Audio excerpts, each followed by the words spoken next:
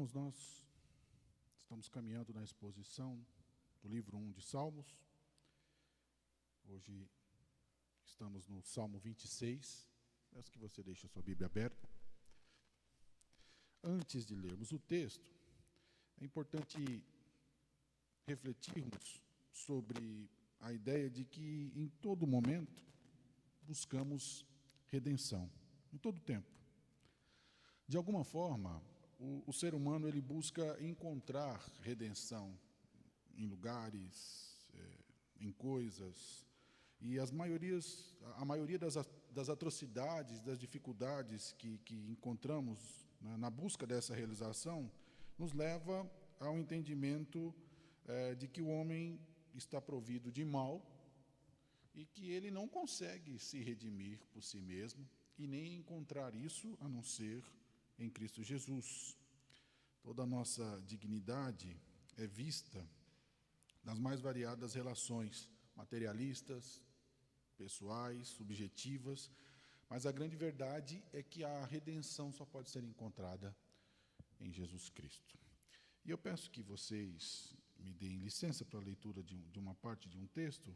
Eu tenho lido o livro Crime e Castigo, de Dostoiévski, e ele, em determinada parte, ele chega num bar e ele se depara com um senhor, e esse senhor conta toda a desgraça de sua vida, perdeu o emprego,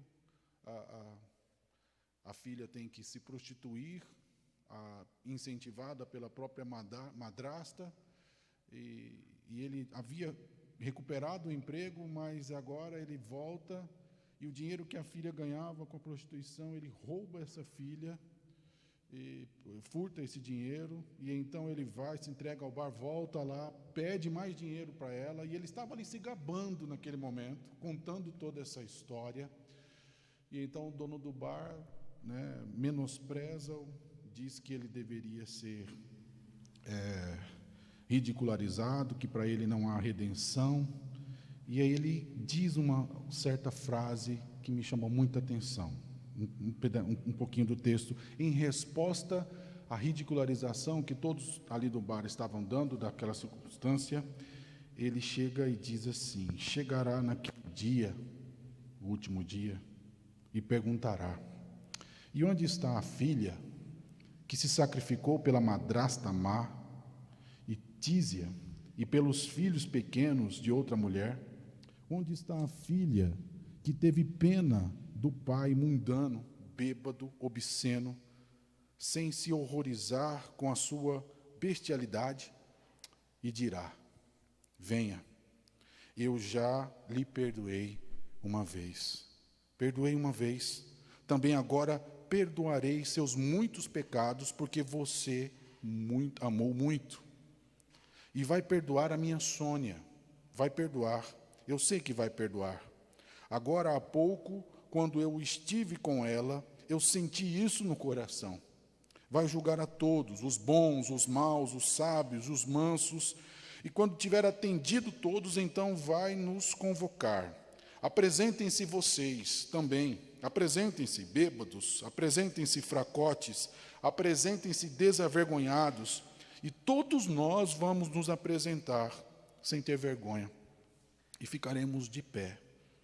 E ele dirá: vocês são uns porcos, são a imagem da besta e a sua marca, mas venham cá, também vocês.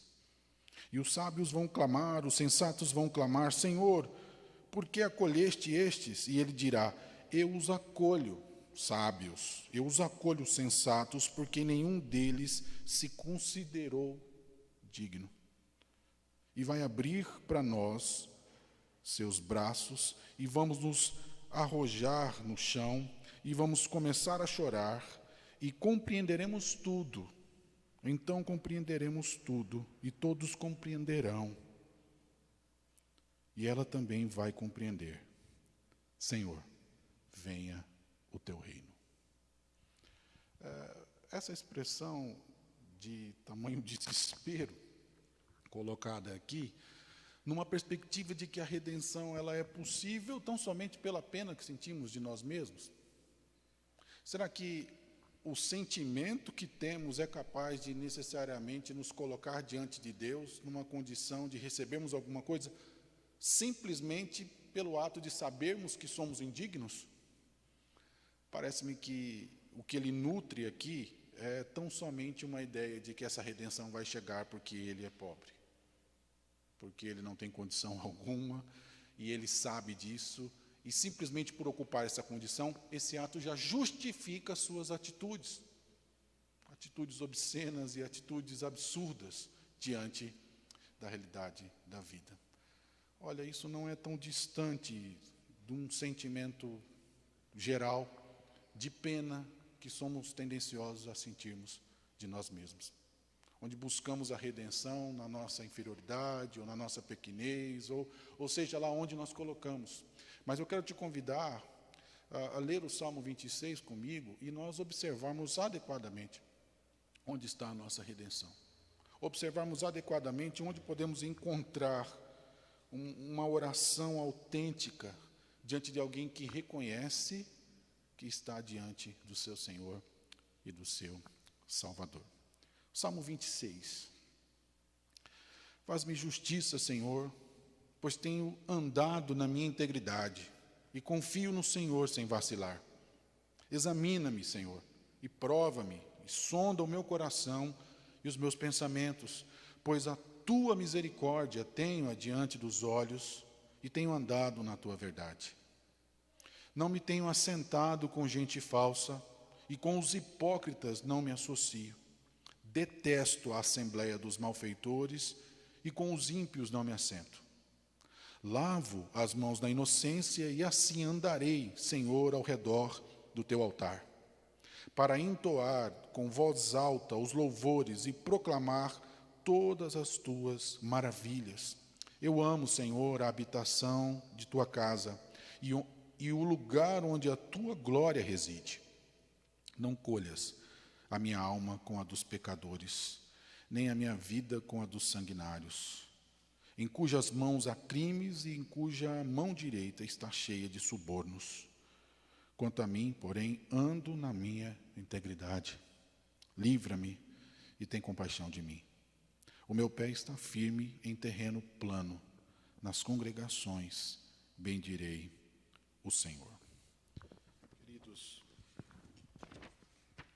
nós temos observado desde o Salmo 25 e até o Salmo 28, parece que foram escritos num mesmo período de tempo.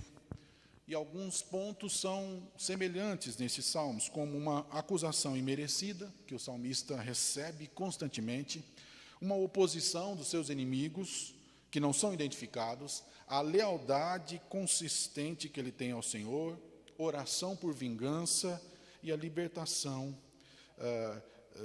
de confiança em Deus, que Deus há de responder à sua oração. Mas o que mais distingue aqui neste Salmo 26 é que Davi apoia o seu pedido de julgamento, de vindicação, de justiça, com uma afirmação convincente de sua lealdade somente a Deus.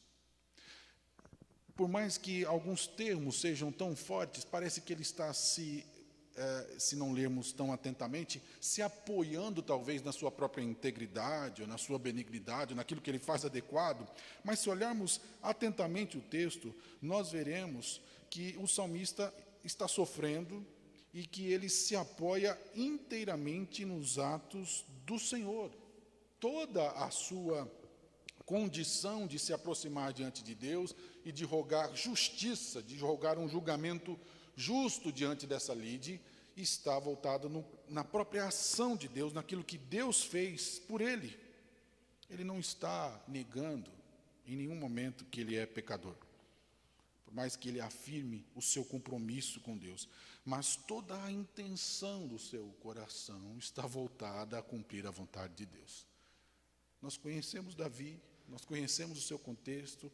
Em alguns momentos aqui ele diz, pois a tua misericórdia tenho diante dos meus olhos, tenho andado na tua verdade. Ele não está necessariamente aqui tentando trazer uma ideia de que ele é ilibado, que ele não tem pecado, mas o compromisso dele é de um redimido. É alguém que tem um compromisso integral com o Senhor, mesmo diante das suas falhas ou diante dos seus deslizes. E a ideia é que quando ele pede esse julgamento, que seja declarado diante de todos que ele é de Deus, que ele pertence ao Senhor. Que isso seja visto e notório. Então, dentro de todas essas características, nós podemos ver que a base dessa oração, dessa expectativa confiante que ele tem da resposta de Deus, está na ideia de que Deus é justo. E mais, Deus é o seu justificador. Deus é o seu redentor. Então, eu tenho a percepção de que Davi, talvez, ao escrever esse salmo, inspirado pelo Espírito, por Deus, ele está escrevendo, terminando de ler o Salmo 1. Parece-me que a ideia do Salmo 1, que faz essa clara distinção desses caminhos, daqueles que servem ao Senhor, daqueles que amam a sua palavra e a justiça, contrastando com os ímpios. Parece que ele lê isso e, diante das suas dificuldades que ele tem, que ele não diz aqui o que estão o acusando, ou como seus inimigos estão se levantando contra ele, mas o seu interesse claro é falar: Senhor, eu estou com o Senhor. O meu compromisso é contigo. Eu não quero ser identificado com os ímpios, eu não quero ser confundido com alguém que não é seu, com alguém que não pertence ao Senhor. E por isso ele claramente, pertencente a esse povo da aliança, ele se volta com a ideia de que Deus ouvirá a sua oração. Parece que ele está voltando para Deus e pedindo aí uma declaração positiva. Deus, manda aí uma declaração, um nada consta, por favor. Não que eu não tenha falhado, mas que eu sou do Senhor, que eu pertenço ao Senhor, que o meu compromisso é contigo e que a minha integridade é exatamente esse compromisso integral que eu tenho com o Senhor, que pode ser observado, como veremos aqui no decorrer do Salmo. E ele vai trazer algumas colocações diante disso. Então, ele está totalmente voltado a um pedido de exposição da obra redentora. O que ele quer é que fique claro diante de todos o que Deus fez por ele. Toda a redenção que ele tem alcançado em Deus. E essa obra redentora, ela é comprovada inicialmente no seu compromisso com Deus. O verso 1 ao verso 3, ele tem o claro interesse de nos mostrar todo o compromisso que ele tem com o Senhor. 3 elementos se destacam aqui muito fortemente. Ele coloca a necessidade, a sua inocência e a sua fidelidade para com Deus. Ele quer que Deus julgue isso. Julgue essa relação que ele tem saudável com o Senhor. Ele quer uma declaração de absolvição. Deus julgue. Julgue, Senhor, se eu não sou do Senhor. Julgue se eu não pertenço. Talvez eu chego a supor que ele esteja sendo acusado de deserção diante de Deus, de apostasia, não sei. Eu não sei, ele não diz, mas o interesse dele ao expressar a sua necessidade, a sua inocência e a sua fidelidade é que Deus o declare como justo, como alguém que pertence ao Senhor.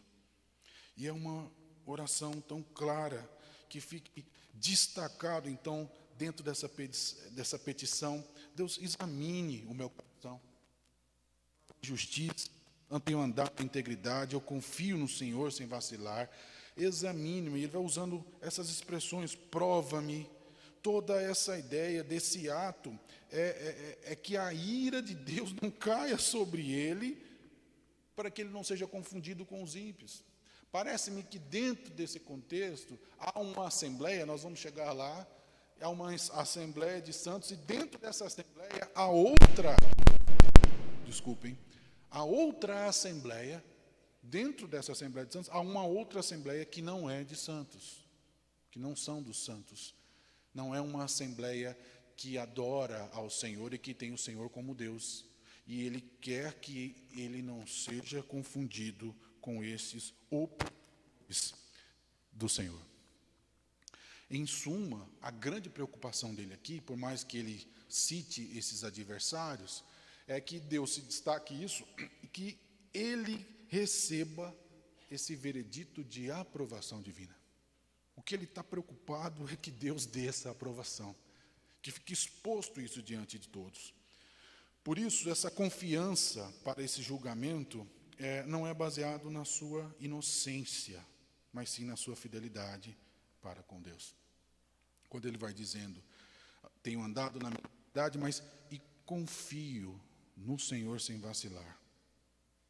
O meu coração, prova-me, sonda o meu coração, pois a tua misericórdia tenho diante dos meus olhos e tenho andado na tua verdade. Portanto, o salmista, ele caminhou e ele continuará caminhando, e o seu desejo é que continue caminhando na integridade do seu coração. Não é uma autoconfiança, é no Senhor que ele confia. Ele não confia nele mesmo. Pode examinar, Deus, o Senhor verá que a minha confiança está em Ti.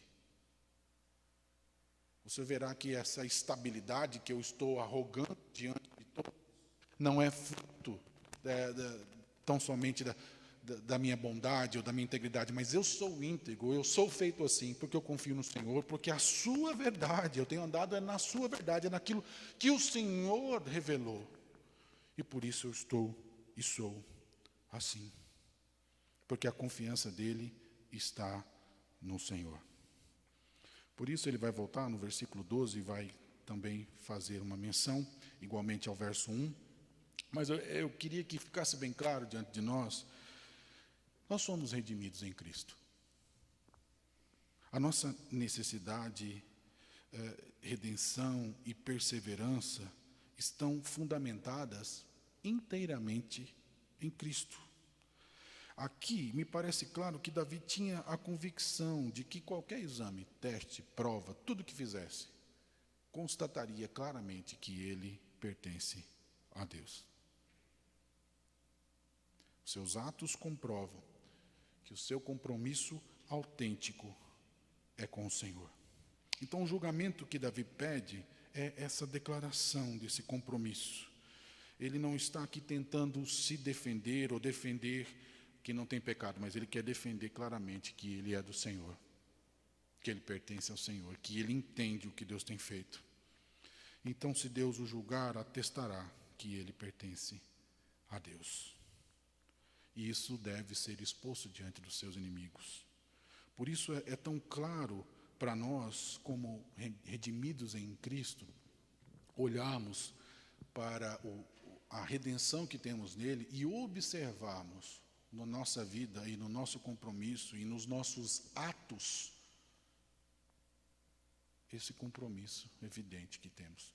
Essas evidências da misericórdia e da verdade, desse amor e verdade que acompanham essa redenção de Deus em nós. É preciso observarmos isso.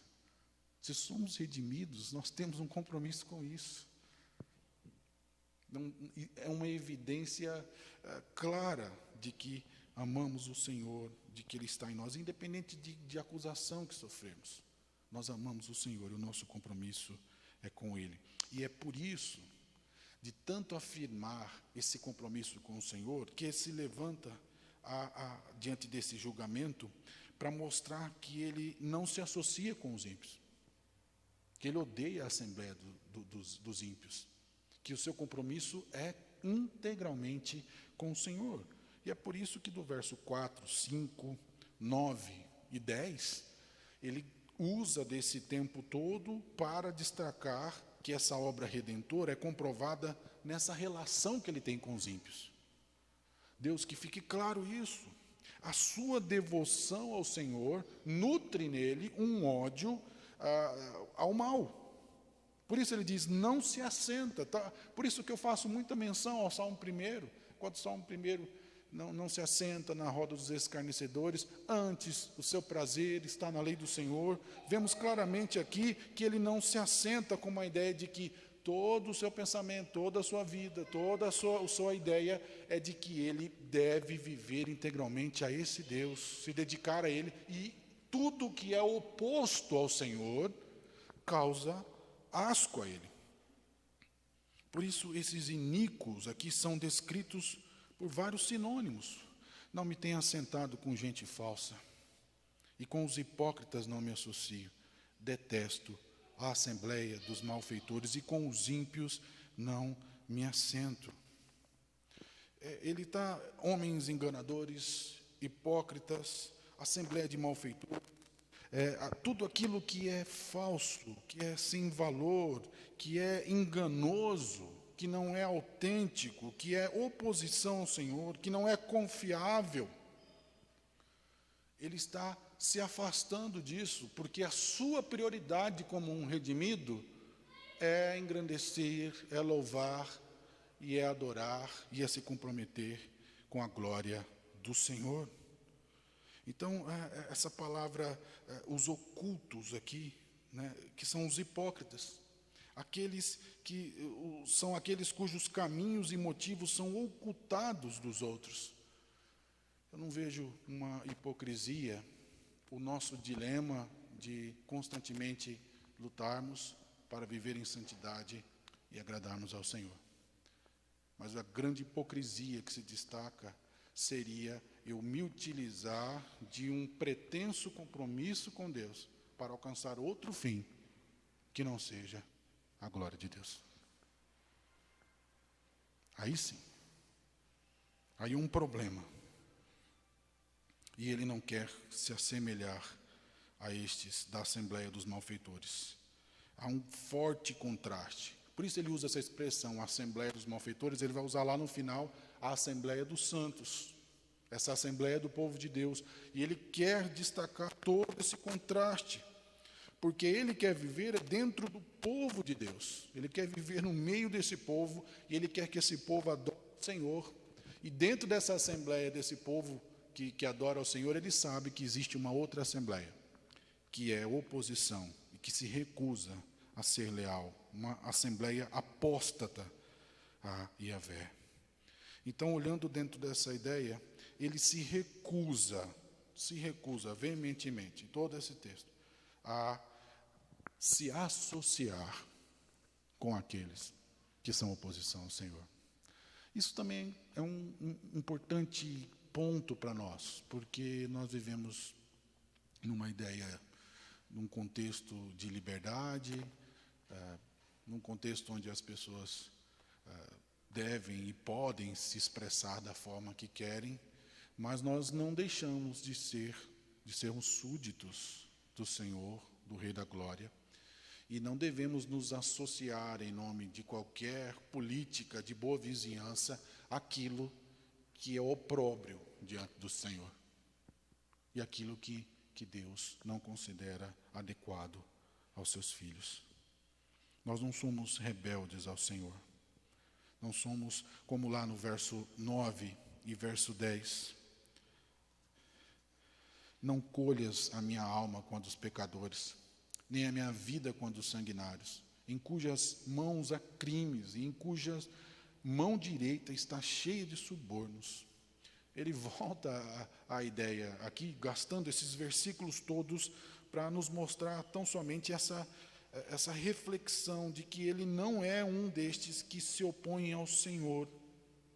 Ele não é um destes que estão buscando, de certa forma, viver essa hipocrisia. Esses que estão maquiando toda essa vida religiosa dentro do contexto de Israel, mas que, na verdade, não amam ao Senhor. O entendimento dele é que ele deve amar ao Senhor e se afastar de tudo isso. Ele não quer ser confundido e nem identificado com nada que se oponha a Deus. O salmista não é um deles. Definitivamente ele está dizendo nesses versículos: Deus, eu não sou, e que fique claro isso. E na declaração que o Senhor vai me dar aí, declaração positiva, por favor, destaque isso. Eu odeio a assembleia daqueles que são opositores ao Senhor. E eu amo o Senhor. Portanto, ele tem motivos para esperar que o Senhor, em sua ira, quando vier derramar a sua ira, olhe e o destaque: este não. Este não. Parece que ele tem essa ideia, que em algum momento. No versículo 10, quando fala de receber suborno, parece que é um contexto, talvez até da mais alta administração ali do reinado, de todo Israel. E ele olha para aquilo e ele parece que não tem muito o que fazer, mas ele quer destacar que ele não faz parte disso. E Deus, quando o Senhor vier derramar sua ira, olhe para mim e não derrame sobre mim, porque eu não sou desta assembleia. Eu não pertenço a isso. Então, o entendimento de nossa redenção em Cristo nos tem conduzido a um desprezo total pelo pecado? Será que nós, ao nos vermos como redimidos, como compromissados com Ele, nós também temos toda essa aversão, aquilo que não adora, aquilo que não corrobora para a glória de Deus? Ou somos tendenciosos a olhar para as circunstâncias como se fôssemos totalmente descompromissados com qualquer ideal ou responsáveis para que a glória de Deus reflita sobre nós? Terceiro e último ponto, esse pedido de exposição dessa obra redentora é destacado também e comprovado na sua adoração. Nós podemos ver no versículo 6 ao versículo 8: lavo as mãos na inocência, e assim andarei, Senhor, ao redor do teu altar, para entoar com voz alta os louvores e proclamar todas as tuas maravilhas.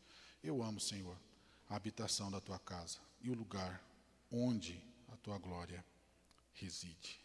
O salmista está refletindo sobre essa adoração, está usando a figura da adoração do templo, de participar desse momento, e de que como essa integridade, assim como eu vou lá me reunir com essa Assembleia Santa, com esse povo santo, com esse povo que te pertence, e vou lá com a motivação de glorificar o Senhor, que fique claro isso, ó Deus, que a integridade do meu coração está voltada a isso. Ele enxerga a adoração como um privilégio, e por isso, quando ele o faz usando a figura, lavar as mãos na inocência, dando uma ideia: eu vou fazer porque eu o faço adequadamente. Talvez na figura mais próxima, poderíamos usar, e tão conhecida de todos nós, de Mateus 27, 24, quando Pôncio Pilatos fala: o sangue desse justo aqui, depois de toda a contra-argumentação, tentando condenar a Cristo, crucificam, ele toma da água e diz: lavo minhas mãos, dando uma ideia de que ele não seria responsável ou culpado pelo sangue desse justo, de forma totalmente equivocada. Ele o faz, mas aqui não. Aqui o salmista está falando: eu lavo as minhas mãos na inocência, na ideia de que eu sou capacitado e conduzido pelo Senhor. O meu coração está compromissado dentro dessa integridade, a adorar ao Senhor para a sua glória. E ele vai falar sobre isso mais à frente. Por isso ele usa essa figura para entoar com voz alta louvores, proclamar as tuas maravilhas. A ideia de ir a adorar, de prestar aqui os sacrifícios, o propósito não é um pedido, mas não é a expiação, é o agradecimento. Quando ele se lembra das tuas maravilhosas obras, ele está se lembrando da história da salvação. Quando Deus manifestou a sua glória lá no Egito, ele manifestou a sua glória para salvar o seu povo. Lembram-se da coluna de fogo? Lembram-se da nuvem? Aquilo não era tão somente uma manifestação da glória de Deus, mas aquilo também foi usual para proteger, para guardar, para preservar o seu povo. Parece-me que ele se recorda disso e faz esse exercício. Deus, quando o Senhor manifesta a sua glória, o Senhor cuida, o Senhor zela, o Senhor preserva aqueles que são seus. E eu quero isso. Eu desejo isso. Eu quero estar lá cantando, louvando, adorando o Senhor, porque ali o Senhor preserva e o Senhor cuida dos seus. Portanto, toda essa preocupação de amor, de integridade, de devoção, de palavras de louvor, estão voltadas à ideia de que ele ama o Senhor, ele ama a sua casa. E lembremos-nos bem que a casa de Deus não é uma casa de tijolos, né? Deus tabernaculou, Deus habitou com o seu povo muito antes de existir um templo. E Ele continua habitando plenamente, como Jesus Cristo, o Filho de Deus, habita no meio do seu povo. E Ele ama isso. Ele ama a presença de Deus. E Ele quer destacar isso, né?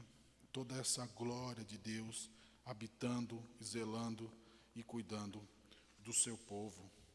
Então, a glória de Deus, quando Ele destaca toda essa ideia, Deus, eu sou um redimido e eu quero uma expressão porque eu adoro o Senhor e eu busco a sua glória. Não há segundas intenções. Eu não venho, eu não me reúno porque eu quero algumas outras coisas. Eu entendo claramente que a razão da minha existência é glorificar ao Senhor. E esta é a motivação, é a glória de Deus a razão da sua existência. Então, se nós entendermos bem a nossa redenção, a redenção que alcançamos em Cristo, então os nossos atos, o nosso compromisso e a nossa adoração não serão corrompidos com outras intenções, a não ser que esse que é o nosso Redentor e Salvador seja louvado, seja engrandecido, seja adorado e a sua glória reluza sobre nós. Por isso, o verso 11 e verso 12, nós podemos concluir claramente, né, que ele faz todo esse contraste. Quanto a mim, porém, eu ando na minha integridade, livra-me e tem compaixão de mim. É o mesmo versículo 1 quase. Enquanto no versículo 1 faz-me justiça, pois tenho andado na minha integridade. Quanto a mim, porém, ando na minha integridade, livra-me e tem compaixão de mim. Mas eu, Senhor, eu pertenço ao Senhor. Há um contraste aqui. Ele declarou toda a sua devoção, todo o seu amor, todo o seu entendimento. Eu não quero o mal. O mal é toda a aversão, aquilo que é avesso ao Senhor. Eu não tenho compromisso com este. Eu amo o Senhor. É uma oposição a toda essa assembleia que é contrária ao Senhor. Eu amo o Senhor. Por isso essa oração desse exame divino é tão clara aqui no versículo 11 e 12. O salmista ora para que esse exame se torne uma evidência clara de que a misericórdia o alcançou, que a palavra o alcançou, que a verdade está sobre ele. Então ele usa isso de forma confiante. O salmista se vê como os piedosos em Israel, como aqueles que amam ao Senhor, que querem glorificar o seu santo nome, e ele apresenta evidências disso. Alguns chegam a dizer, no Word Biblical, comentário, fala que este salmo era usado para os peregrinos que chegavam no templo e então se apresentavam como uma declaração de fé para dizer, olha, eu posso vir adorar porque eu estou aqui. Não sei, porque eu tenho todas as condições de um redimido para fazê-lo. Mas a ideia clara é que a sua confiança, mesmo sofrendo toda essa oposição, está na capacidade de Deus em sustentá-lo e em mantê-lo. Diz o texto, o meu pé está firme em terreno plano, nas congregações bendirei ao Senhor. Ele está dizendo claramente, Deus, foi o Senhor que me colocou aqui, não foi? Não foi o Senhor que me redimiu?